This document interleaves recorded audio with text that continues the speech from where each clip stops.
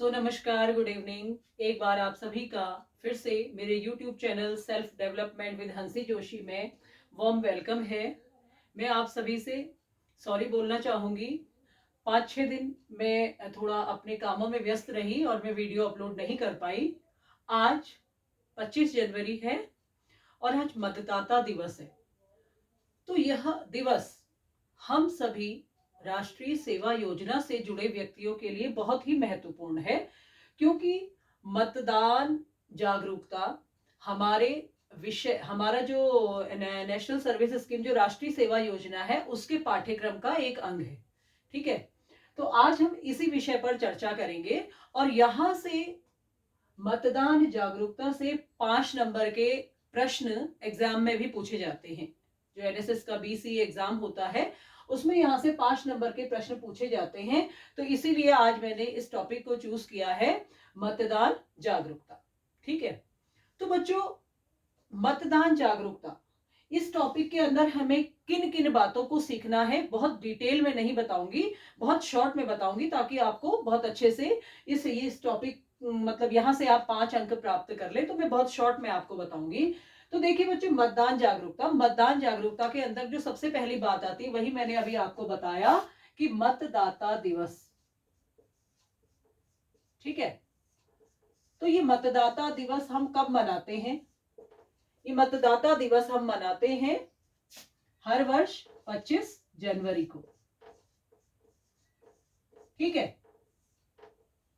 अब हम 25 जनवरी को ही मतदाता दिवस क्यों मनाते हैं? तो यहां से एक प्रश्न और होता है कि हम 25 जनवरी को ही मतदाता दिवस क्यों मनाते हैं? तो हम 25 जनवरी को मतदाता दिवस इसलिए मनाते हैं क्योंकि 25 जनवरी 1950 को क्या हुआ था? 1950 को भारत में जो निर्वाचन आयोग है, निर्वाचन आयोग, उसका क्या हुआ था? गठन। ठीक है, तो निर्वाचन आयोग का गठन हुआ था, इसलिए हम हर वर्ष 25 जनवरी को ही मतदाता दिवस मनाते हैं। अब यहां पर एक प्रश्न और आता है कि इस मतदाता दिवस की शुरुआत कब से की गई? तो बच्चों, यह प्रश्न भी अक्सर एग्जाम में पूछा जाता है कि मतदाता दिवस की शुरुआत कब से की गई।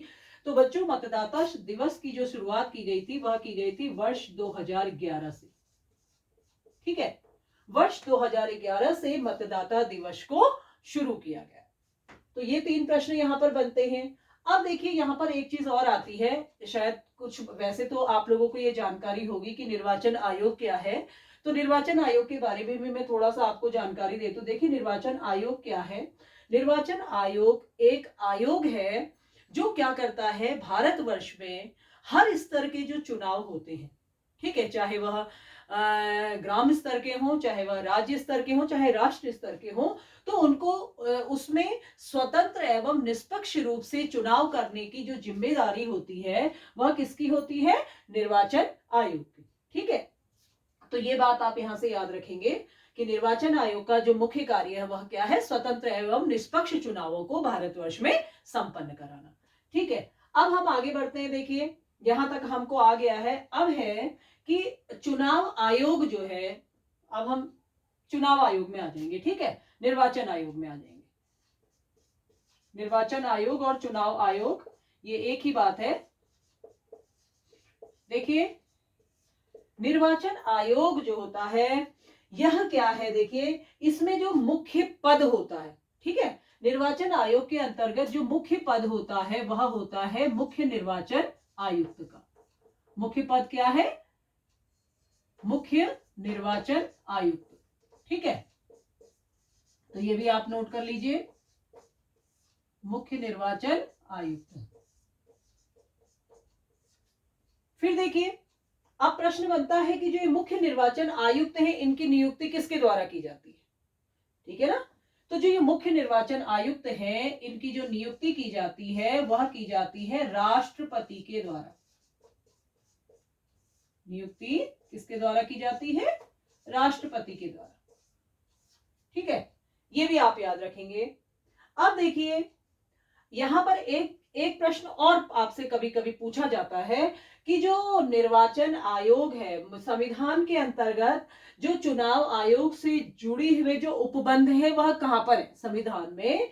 जो निर्वाचन आयुक्त से या चुनाव आयोग से जुड़े हुए जो उपबंध है वह संविधान के किस भाग में है। ठीक है, तो ये प्रश्न भी यहां से अक्सर बनता है। तो आप इसके लिए लिख लेंगे कि जो चुनाव आयोग के संबंध में जो उपबंध है वह कहां पर है, वह है भाग 15 में।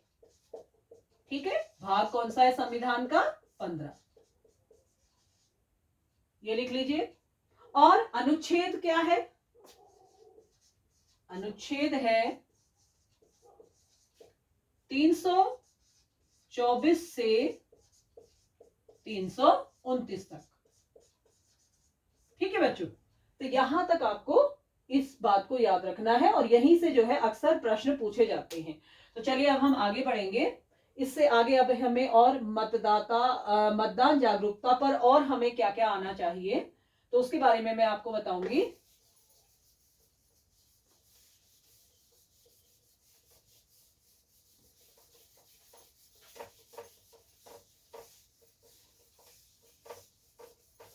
देखिए, अभी मैंने आपको बताया था कि मुख्य जो पदाधिकारी होता है निर्वाचन आयोग में, वह मैंने आपको बोला था कि कौन होते हैं, मुख्य चुनाव आयुक्त होते हैं, जिनकी नियुक्ति कौन करते हैं, राष्ट्रपति करते हैं। ठीक है, तो बच्चों यहां पर एक बात और आती है। तो जब भारत का संविधान बना था 1950 में, ठीक है, 1950 से लेकर के 1989 तक, 1989 तक क्या था बच्चों, 50 से लेकर के 1989 तक केवल एक ही मुख्य निर्वाचन आयुक्त होता था। ठीक है, एक ही मुख्य निर्वाचन आयुक्त की व्यवस्था थी। लेकिन 1901 लिख लीजिए, एक मुख्य निर्वाचन आयुक्त व्यवस्था, यानी कि निर्वाचन आयोग में केवल एक निर्वाचन आयुक्त होते थे, वह कौन होते थे, मुख्य निर्वाचन आयुक्त। लेकिन 1989 में क्या हुआ, हाँ सॉरी 1993 में, 89 में नहीं, 1993 में क्या हुआ, इस व्यवस्था में थोड़ा सा परिवर्तन किया गया। ठीक है, अब इस व्यवस्था में क्या परिवर्तन किया गया, एक कानून पारित किया गया। उस कानून के अंतर्गत क्या कर दिया गया, जो ये आयुक्त की व्यवस्था थी ना, इसको क्या कर दिया गया, इसको 3 सदस्यीय निकाय के रूप में परिवर्तित कर दिया गया। ठीक है, 3 सदस्यीय निकाय बन गया। तो इसमें कैसे होते हैं, एक तो होता है जो नंबर 1 है, वह कौन होते हैं, यह भी मैंने आपको बताया। तो जो नंबर 1 होते हैं वह तो वही है, मुख्य निर्वाचन आयुक्त हैं। और इनके अतिरिक्त इस जो मुख्य निर्वाचन आयुक्त, इनके अतिरिक्त इस समिति में 2 आयुक्त और होते हैं, 2 आयुक्त और होते हैं यहाँ पर। ठीक है, ये इस तरीके से यहाँ पर 2 आयुक्तों की व्यवस्था और होती है। एक तो मुख्य हो गए और 2 क्या हो गए, इनको कहते हैं अन्य आयुक्त, अन्य आयुक्त कहते हैं इन्हें। ठीक है, इनको भी और इनको भी, ये नंबर 1 हो गए, ये नंबर 2 और ये नंबर 3, तो इन दोनों को हम क्या कहते हैं, अन्य आयुक्त कहते हैं। ठीक है, तो इस तरीके से इसे अब 1993 के बाद इस व्यवस्था को परिवर्तित कर दिया गया है। अब जो है यह व्यवस्था कैसी हो गई है, 3 सदस्यीय हो गई है, एक मुख्य निर्वाचन आयुक्त और 2 अन्य आयुक्त। ठीक है ना, अब हम चलिए आगे बढ़ते हैं। अब क्या हुआ, देखिए यहां पर से एक प्रश्न और अक्सर मैंने देखा था जो एग्जाम में आता है।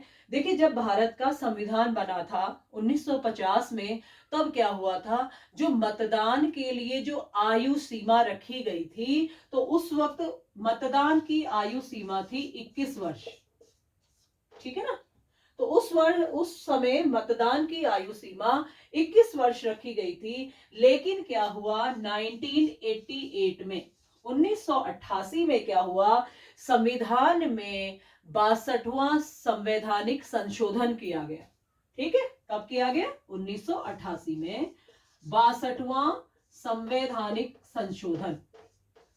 तो इस संशोधन के अंतर क्या किया गया, एक चेंज किया गया। वह चेंज क्या था कि जो मतदान की जो आयु सीमा थी वह अब 21 वर्ष से घटा करके 18 वर्ष कर दी गई। ठीक है, तो ये बात भी आप ध्यान रखेंगे। 1988 62वां संवैधानिक संशोधन। क्या संशोधन हुआ? 21 वर्ष से घटाकर मतदान की आयु अब क्या हो गई है? मतदान की आयु 18 वर्ष हो गई। ठीक है, तो ये बात भी आप याद रखेंगे क्योंकि यहां पर से भी जो है अक्सर एग्जाम में प्रश्न पूछे जाते हैं। तो वैसे भी आपको अपनी जनरल नॉलेज के लिए भी आपको ये आना चाहिए कि मतदान की आयु अब क्या है। तो मतदान की आयु क्या है? देखिए, भारतवर्ष का कोई भी बच्चा, चाहे वह लड़का है या लड़की है, जब वो 18 वर्ष का हो जाता है तो वह चुनाव में वोट डालने का अधिकारी हो जाता है। ठीक है, अब यहाँ पर बच्चों ये हम देखिए, थोड़ा सा मैं इसके अंदर कुछ और बातें भी आपको बताऊंगी कि बच्चों देखिए, चूंकि आप एक स्वयं सेवी हैं और हम सब स्वयं राष्ट्रीय सेवा योजना से जुड़े हुए हैं, तो हमारा काम समाज में जागरूकता फैलाना है। तो जागरूकता के अंदर बहुत सारे कार्य आते हैं। ठीक है, कई प्रकार की जागरूकता हम लोगों को फैलानी होती है। तो उसमें से जो एक मुख्य हमारा कार्य होता है वह होता है मतदान के प्रति जागरूकता फैलाना। तो बच्चों, आप लोग अपने स्तर से यह कार्य करिए। आप लोगों को बताइए कि एक एक वोट का कितना महत्व होता है ना? वोट का महत्व देखिए, आप इस बात से समझ सकते हैं कि जब भारतवर्ष में क्या हुआ था, 1999 की बात है, जब अटल बिहारी वाजपेयी जी की सरकार सिर्फ एक वोट से जो है गिर गई थी। ठीक है, अगर हम विश्व की बात करें तो विश्व में क्या हुआ, फ्रांस में क्या हुआ था, फ्रांस की मैं आपको बात बताती हूँ। फ्रांस में 1857 में क्या हुआ था, वहां पर जो है सिर्फ एक वोट से जीत करके वहां पर राजशाही खत्म हो गई और लोकतंत्र का उदय हुआ। तो ये थी एक वोट की कीमत। ठीक है, जर्मनी की अगर हम बात करें, जर्मनी में भी जो था, जब हिटलर जो था नाजी पार्टी का, जब वह पदेन बना था नाजी पार्टी का, तो उस वक्त उसकी सिर्फ एक वोट के अंतर से वह जीता था। ठीक है, तो इस तरीके से बच्चों एक एक वोट जो है बहुत महत्वपूर्ण होता है। यह आपको लोगों को बताना है। हम लोग क्या करते हैं ना, हम लोग बाद में जब हम चुनाव का समय चला जाता है उसके बाद हम कहते हैं कि देखो हमारे देश का विकास नहीं हो रहा, हमारे राज्य का विकास नहीं हो रहा है। लेकिन हम जो है अपनी भागीदारी नहीं देखते कि हमने क्या किया। हम चुनाव में वोट डालने गए नहीं और बाद में फिर हम क्या करते हैं, जो सत्ता पर बैठते हैं हम उन पर दोषारोपण करते हैं। तो हमें ऐसा नहीं करना है। आपको लोगों को बताना है कि आप जो है जिस भी व्यक्ति को आप गद्दी पर देखना चाहते हैं, जिस भी व्यक्ति को आप सत्ता पर देखना चाहते हैं, वो सब आपके हाथों में है। आप चाहें तो क्या कर सकते हैं, सरकार को बना भी सकते हैं और सरकार को गिरा भी सकते हैं। क्योंकि भारतवर्ष जो है एक लोकतांत्रिक गणराज्य है और लोकतंत्र का मतलब होता है जनता का शासन, जनता के द्वारा और जनता के लिए। तो ये सब बातें भी आपको साथ में बतानी है लोगों को। ठीक है, तो चलिए अब हम आगे टॉपिक में आ जाएंगे। अब यहाँ पर देखिए, वैसे तो मोस्टली हमारा कंप्लीट हो चुका है मतदान के बारे में, जो जो भी प्रश्न एग्जाम में आते हैं, लेकिन एक दो चीजें और आ सकती हैं कि जो अब हमने निर्वाचन आयुक्त पर बातें कर रहे हैं तो यहीं से मैं थोड़ा सा एक दो बातें आपको और बता देती हूँ बच्चों। तो जो मुख्य निर्वाचन आयुक्त होते हैं, मैंने अभी आपको बताया था कि इनकी नियुक्ति किसके द्वारा की जाती है, राष्ट्रपति के द्वारा। ये भी आप नोट कर लीजिए, नियुक्ति किसके द्वारा की जाती है, राष्ट्रपति के द्वारा। अब इनका कार्यकाल जो है वह कितने वर्ष का होता है, तो यह भी आपको आना चाहिए कि जो मुख्य निर्वाचन आयुक्त है उनका कार्यकाल 6 वर्ष का होता है। ठीक है, इसके अलावा क्या होता है ना, इसमें आयु सीमा भी होती है, निर्धारित आयु सीमा होती है 65 वर्ष। तो क्या होगा कि इन दोनों में से जिस भी अर्हता को वो पहले पूरी करेंगे वह होगा। सपोज हो सकता है कि उनका कार्यकाल केवल 5 वर्ष का हुआ हो और वो 65 वर्ष के हो गए, तो वो क्या होंगे, फिर उस पद पर नहीं रहेंगे। ठीक है, तो इस तरीके से इनकी नियुक्ति होती है। यहाँ पर जो है एक आध प्रश्न आपसे और पूछ लिए जाएंगे, जैसे कि आपसे यह भी पूछा जा सकता है कि भारत के प्रथम निर्वाचन आयुक्त कौन थे। ठीक है, तो ये भी आपको बच्चों आना चाहिए। तो जो भारत के प्रथम निर्वाचन आयुक्त थे वह थे सुकुमार सेन। ये भी आप नोट करिए, यहां से भी प्रश्न पूछा जाता है। प्रथम निर्वाचन आयुक्त, ठीक है, प्रथम निर्वाचन आयुक्त तो कौन थे, सुकुमार सेन। ठीक है, सुकुमार सेन थे। अच्छा, एक प्रश्न वर्तमान के संदर्भ में भी पूछा जा सकता है कि वर्तमान में जो है भारत के मुख्य चुनाव आयुक्त कौन है। तो बच्चों इस समय भारत के जो मुख्य चुनाव आयुक्त हैं वह सबसे पहले तो ये याद रखिए कि 25वें नंबर के चुनाव आयुक्त हैं। ठीक है, 25वें नंबर के चुनाव आयुक्त हैं और उनका नाम है राजीव कुमार। राजीव कुमार क्या है? वर्तमान मुख्य चुनाव आयुक्त। कहां के? भारत के। ठीक है, तो इस तरीके से बच्चों कुछ ये बातें भी आपसे इन एग्जाम में पूछी जाती हैं, तो आप इसको भी याद रखिएगा। अच्छा, एक प्रश्न और मैं आपको बता दूं, अगर यहाँ पर से कभी कभी एक ये प्रश्न भी आता है कि भारत की प्रथम महिला चुनाव आयुक्त कौन थी। ठीक है, कभी कभी ये प्रश्न भी आ जाता है, तो ये भी मैं आपको बता देती हूँ। ये थी श्रीमती वी.एस. रमा देवी। वी.एस. रमा देवी। ठीक है, और ये क्या थी बच्चों? ये थी कार्यवाहक चुनाव आयुक्त थी। तो इसको भी आप नोट कर लीजिए, कभी कभी आपसे इस तरीके का प्रश्न भी पूछा जाता है कि भारत की प्रथम महिला मुख्य चुनाव आयुक्त कौन थी, तो आप लिख सकते हैं वहां पर श्रीमती वी.एस. रमा देवी। तो ये क्या थी? कार्यवाहक चुनाव आयुक्त थी। ठीक है बच्चों, तो इस तरीके से बच्चों आज का हमारा जो टॉपिक था मतदान जागरूकता, यह हमारा कंप्लीट हुआ। तो यहां से आपने पांच अंक जो है आपको यहां से प्राप्त होते हैं। तो जो भी मैंने आपको जानकारी दी है, इसे आप एक बार अच्छे से रिवीजन कर लेंगे, तो मैं समझती हूँ कि आप आसानी से जो है 5 नंबर यहां से प्राप्त कर सकते हैं। तो बच्चों आज के लिए सिर्फ इतना ही। अगले वीडियो में फिर से मुलाकात होगी, तब तक के लिए नमस्कार।